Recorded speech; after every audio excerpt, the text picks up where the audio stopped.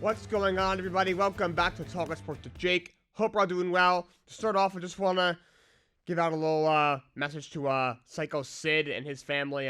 Psycho Sid, a very famous wrestler in both WWE and in the WCW. He passed away at the age of 63 the other day. They had a little ceremony for him on Monday Night Raw a couple days ago. Very sad. It's a shame that he belongs in the Hall of Fame. Unfortunately, he hasn't been inducted yet. If Vince wasn't had stepped down a little bit earlier when he should have, he stepped down obviously in 2020 and then for good in 2022. He had stepped down, in the late 2010s. I'm sure he would have already been in, and it's a shame he won't get in, while he was still with us. I'm sure he'll go in probably this year. Hopefully this year, definitely in the next couple of years, he'll definitely be in the Hall of Fame. One of the all-time greats, and rest in peace to Psycho Sid. Alright, so today we're going to just talk about a bunch of the roster cuts. Yesterday was the deadline for roster cut down day, so everybody had to cut their roster down to 53.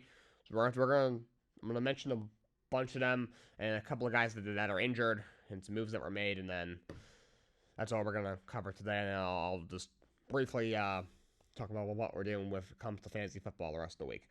All right, so start off, the Buffalo Bills made a couple of cuts. They cut Gable Stevenson. He did not make the team. Of course, he's a former wrestler, was an Olympic gold medalist. And then he signed with WWE. That went very poorly. The Bills signed him. I think he was going to be a linebacker for them. He did not make the team. They also cut Frank Gore Jr., which surprised me, on top of being obviously his father, being the third all-time leading rusher in NFL history. He played for the Bills for a year toward the end of his career. Frank Gore Jr., he had a solid career in college. I think it was a 6th-round pick by the Bills.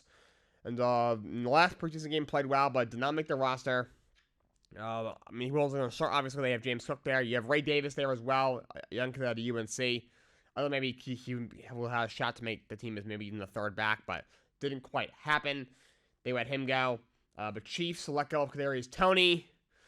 Obviously, from a first-round pick in 2021 by the Giants. They picked him up on a trade a couple of years ago from the Giants, and at first, they were starting to get something out of him. Obviously, the great punt return in the Super Bowl 2 years ago last year was absolutely brutal. Cost the Chiefs multiple games with penalties and bad drops. And, the Chiefs added a lot to the receiver room this offseason. You signed Hollywood Brown, you drafted Xavier Worthy in the first round. They used to pick up Juju Smith-Schuster for depth. He wasn't needed anymore, so they let him go. The Panthers cut Terrence Marshall. Drafted him, I think, in the second or third round a couple of years ago out of LSU. He had a good college career. Had some potential at one point, but just has not panned out. Quarterback play hasn't been great either, but the guy just has not done anything for them. You look at even though the receiver room isn't fantastic, you have Deontay Johnson who you pick up in the trade. You brought in Xavier Leggett in the draft. You have Adam Thielen there. He probably going to be a best or fourth receiver. He just, the guy clearly just doesn't have it. They let him go. The Saints placed Kendra Miller on injured reserve, hamstring injury. He was going to be the number 2 back for Alvin Kamara. I actually don't hate him this year, fantasy-wise. He's not a bad guy, late-run stash, but he's going to miss at least the first 4 weeks of a hamstring injury.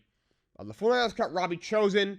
You may have known him there as Robbie Anderson. He keeps changing his name, kind of like Metal Peace in the NBA. Went from Ron Artest to Metal Peace to Ron Sanford Artest, whatever the hell he is now. Robbie Anderson, of course, he was Robbie Anderson. Name was, I think it was Chosen Anderson. Now he's Robbie Chosen, so he keeps changing his name. He started with the Jets. He had some good years with the Jets. He had a year or two where he was very good in Carolina. But last year in Carolina wasn't good. He was famous for being, kicked out of the game by his own team, middle of the game. And ended up trading and went to Arizona where he did nothing. Last year, he rotted in Miami last year, didn't do a single thing. And the 49ers picked him up for depth. And he just, look, that team is loaded. He would have been a best of 5 because you have Debo, Brandon Ayuk is there for now. You drafted Ricky Pearsall in the first round. And you have Juwan Jennings, who had a good year last year. So he was only going to be a depth piece, and the guy is completely fallen off a cliff. He was just former undrafted free agent for a reason. So he's gone. The Arizona Cardinals got Desmond Ridder, a 3rd-round pick 3 years ago. Guy was brutal the last 2 years as a starter quarterback for the Atlanta Falcons. Falcons gave up Rondale Moore for him. Rondale Moore is not a world beater, but he's not. He's a NFL caliber receiver. He's at least a good depth receiver. For Desmond Ridder, who didn't even make the team. I know he didn't. I think he got hurt in the last preseason game. He got a concussion. I'm not sure if that had anything to do with it. But look, when he got traded, he would at least be the backup to Kyler Murray. But that won't be the case because they let him go. And that quarterback class is very bad. A little more on that very shortly. The Browns got Donta Foreman. This is a bit of a surprise. I mean, again, it's not like that the Foreman is anything crazy. I mean, he probably belongs in the league as a second or third string back somewhere. But considering Nick Chubb, who's supposed to obviously be their starter, is going to miss the first at least 4 weeks because of that leg injury from last year. Yeah, outside of room 4, you'd think they want a little bit of depth, but I thought they might keep him, but no, they let him go. But Dolphins cut Mike White, who they gave, like $5 or $6 million a year last year to be the backup for Tua. And he already played all last year. And the Bills are signing him to their practice squad, though. So, I mean, their backup, they brought in Mitch Trubisky to back up Josh Allen this year. And he, I guess he'll be the third or the fourth string. So he's there for depth. He's not a bad backup, but, I mean, honestly, he had a couple of good games from Jets. People freaked out because he wasn't Zach Wilson. Then they realized, oh, he's actually not that good. But he's on the Bills practice squad. The Patriots cut Bailey Zappi. They let him go. Constable was coming. The guy, clearly doesn't have it to play at a high level in this league. They drafted Drake May, the third overall pick, to also be their future.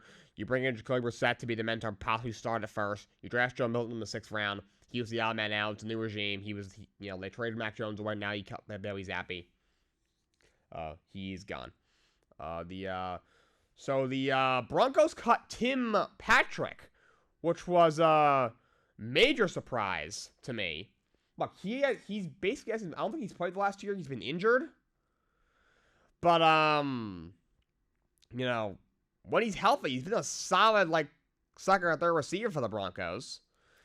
And besides Courtland Sutton, the receiver room is very thin. I thought they would keep him, but no. His contract isn't great. I think that he may have restructured a year or two ago, but when they originally signed to an extension a couple of years ago, it was like $11 or $12 or $13 million a year, which is a little much for a second or third receiver who's always injured.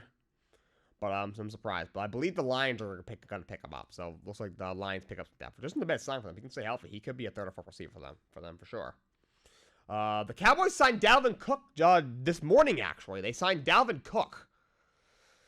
I don't know how that's going to help that running back room. The running back room is not very good, obviously. They lose Tony Pollard in the offseason. You brought in Ezekiel Elliott.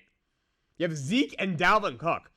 If this was 2017, they would have the most dominant run game probably in the entire league. 2024, that does nothing for you. To me, Rico Dowdle, I think is gonna have to emerge because Deuce Vaughn, the guy's like 5'4". You have, I think at one point you brought in Ronald Jones for that. I don't know if you still have him. Zeke's done. Cook's beyond done. So Dowdle's a guy who he's gonna have to emerge, otherwise they're not gonna be able to run the ball. But Cowboys and Dalvin Cook for some depth. A couple injuries in a trade. A.J. Dillon, Packers running back, is he's gonna miss the entire season with an injury, I think to his knee. Tough break for the Packers. Of course, they let Aaron Jones go in the offseason. They brought in Josh Jacobs, but they re-signed Dillon for 2 years. Didn't quite work out. They also drafted Marshawn Lloyd, who supposedly had a strong camp. So maybe he could emerge as number 2 back behind Josh Jacobs now. Elijah Mitchell's also out for the year for the 49ers. He's going to miss the entire season. It's a shame, because that guy, a couple of years ago, he had a really good year for them when they had all those injuries at that position. But he's a guy who's always been productive when he's played, but he's always hurt. So he's going to miss the entire year, which means Jordan Mason appears to be the clear-cut number 2 back. Behind Christian McCaffrey over there. Christian McCaffrey obviously is a workhorse, so I don't know how much work he'll get. But the 49ers, Kyle Shanahan love using multiple backs. Even when Jordan Mason was like the third or fourth back, he would still get a couple carries a game. So we'll see if Jordan Mason, adds anything. And Odell Beckham Jr. is going to start the year on the pup list for the Miami Dolphins. He doesn't have a whole lot left anyway. He's at best of 3 on offense. He won't get a ton of targets regardless. And the Rams traded linebacker Ernest Jones to the Tennessee Titans. A couple of days ago, came out that he requested a trade. And, he's a guy who had a great year last year, 145 tackles. Might have actually led the league. Then he tweeted out that was a false report, and then a day or two later, he was traded to the Titans. So I'm not sure what happened there. But he's a Titan. That's a solid pickup for the Titans. Not sure what they gave up. Hopefully that comes out in the next day or two. But he is now a Titan. It's a nice pickup for the Tennessee Titans defense. And they've had a strong offseason from the Titans. They are massively improved to me. You bring in Calvin Ridley and Tyler Boyd to help the receiving core. You draft Jason Latham to help the offensive line. You have new coaching staff. You brought in L'Jarius Sneed to help your secondary. Now you bring in Jones to help the front seven. Not a bad offseason for the Tennessee Titans. You know, I'm not too confident in Will Levis, which is why I'm very high on him. But if he works out, they have a bright future, definitely, for sure. All right, that's all I'm gonna talk about today. Tomorrow you probably won't see me. My fantasy football show is gonna go live to you guys Friday, probably a little bit earlier than normal. Hopefully by the early afternoon Friday, you will see that. So stay tuned for that. Should have a couple of guests. Should be a great time. But until next time, so long. Have a great day.